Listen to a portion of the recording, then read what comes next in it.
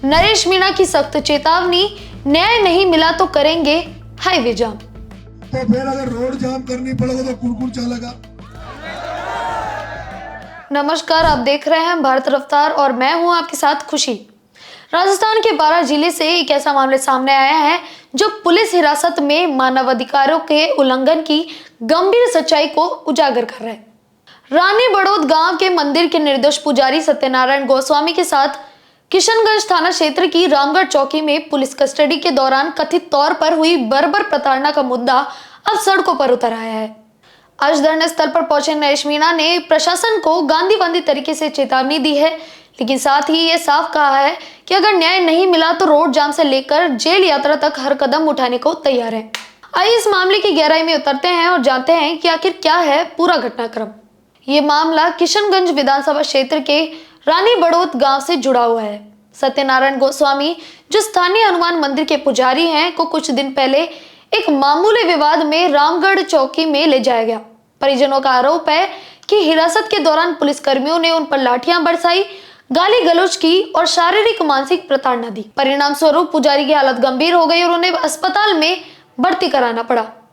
अब परिवार का इस पर कहना है कि ये सब बिना किसी ठोस सबूत के किया गया, जो एक निर्दोष धार्मिक व्यक्ति के साथ अन्याय है।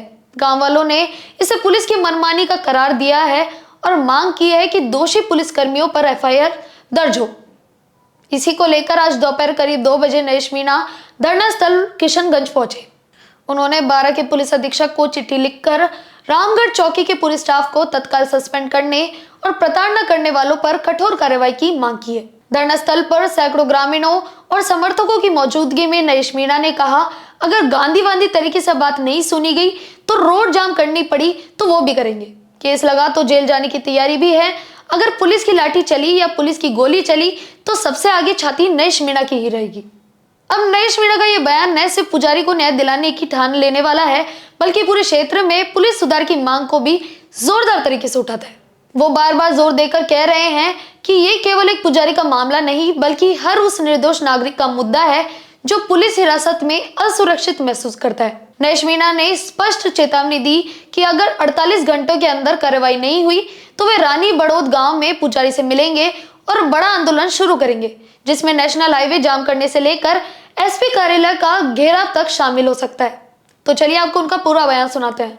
सीधी अंगुली से घी लग रहा था, फिर कहीं खेती करनी पड़ेगी ना।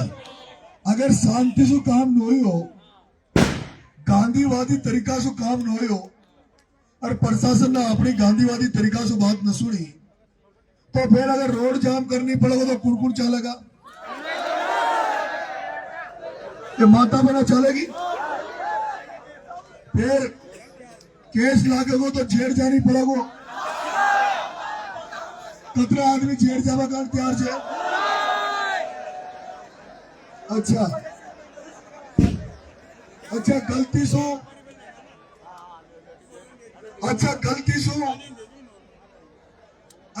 सो पुलिस से आमनो सामने हो गयो तो पाचे तो नहीं हटेगा ना। हाँ?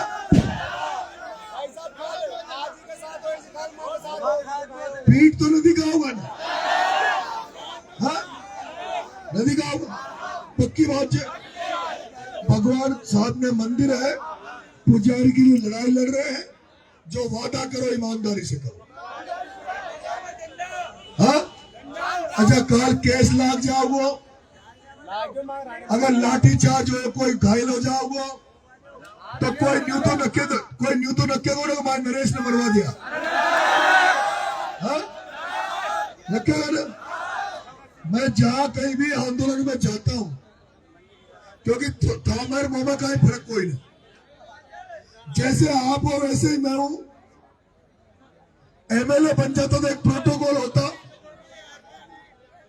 लेकिन मैं भी आम आदमी हूं, साधारण आदमी हूं। लेकिन मेरी एक खासियत है कि जब मैं जनता के साथ खड़ा रहता हूं तो चाहे लाठी चले चाहे गोली चले, मैं कभी भी पीठ नहीं दिखाता। अगर पुलिस की लाठी चलेगी, अगर पुलिस को गोली चलानी पड़ी तो सबसे आगे नरेश मीणा का सीना रहेगा। नरेश मीणा तुम्हारे आगे खड़ा रहेगा। ये घटना राजस्थान की पुलिस व्यवस्था पर सवाल खड़े करती है। संयुक्त राष्ट्र के मानवाधिकार दिशा निर्देश के अनुसार हिरासत में प्रताड़ना एक अपराध है और भारत में भी सुप्रीम कोर्ट ने कई बार सख्त निर्देश दिए हैं। लेकिन लगता है कि जमीनी हकीकत कुछ और ही है।